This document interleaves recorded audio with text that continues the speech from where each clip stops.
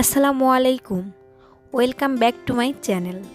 চলছে শীত, আর এই সময় বাজারে এসেছে বিভিন্ন ধরনের বাহারি সবজিগুলো বিভিন্নভাবে রান্নায় ব্যবহার করা যায়, ঝোল, ভাজি, ভর্তা ইত্যাদি।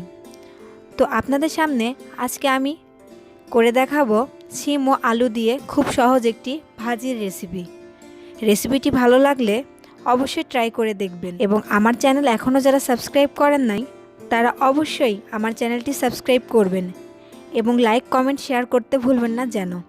তো চলুন কথা না বাড়িয়ে শুরু করা যাক।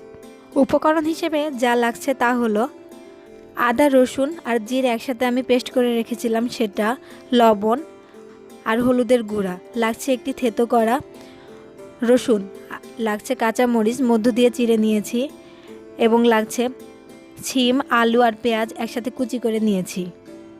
এগুলো আমি ভালো করে ধুয়ে পরিষ্কার করে নিয়েছি।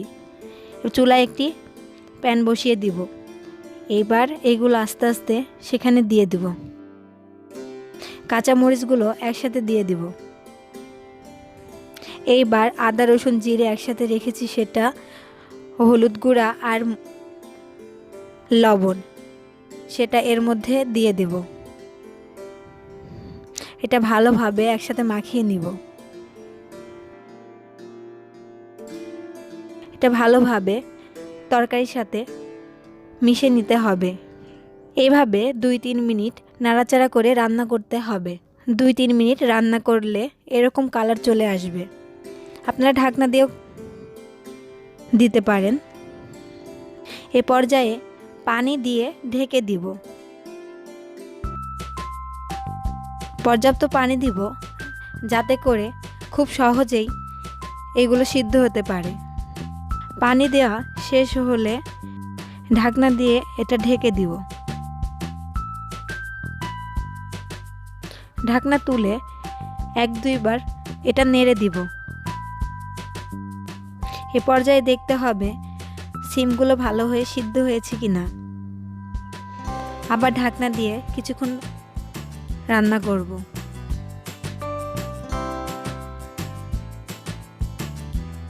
নেড়ে চেড়ে আবার ঢেকে দিব। ভালো হয়ে সিদ্ধ হলে এটা অন্য পাত্রে ঢেলে নিব। পাত্রটি পানি দিয়ে ভালোভাবে পরিষ্কার করে নিব। আপনাদের যদি হয় তাহলে অন্য পাত্রেও এটি তেলে দিতে পারেন।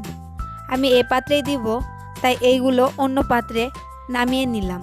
এখন পাত্রটি ভালোভাবে ধুয়ে পরিষ্কার করে নিলাম। এইবার চুলায় আবার প্যানটি বসিয়ে দিলাম এবং থেতো করে রাখা সে একটি রসুন এখানে দিয়ে দিলাম এবং পর্যাপ্ত তেল দিয়ে এটা ভালোভাবে নেড়েচেড়ে দিলাম।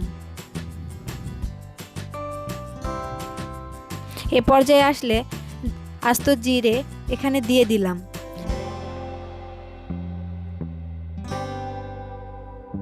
এইবার আমার নামিয়ে রাখা শিমগুলো এভাবে দিয়ে দিলাম এবং ভালোভাবে নেড়েচেড়ে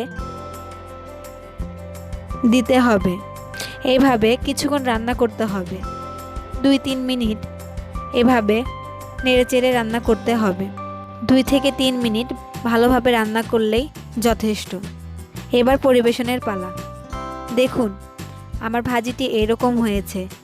গরম ভাতের সাথে এই ভাজিটি খেতে খুব মজা লাগে। আপনারা অবশ্যই ট্রাই করে দেখবেন, এবং আমার চ্যানেলটিকে এখনও যারা সাবস্ক্রাইব করেন নাই তারা অবশ্যই সাবস্ক্রাইব করবেন। আসসালামু আলাইকুম।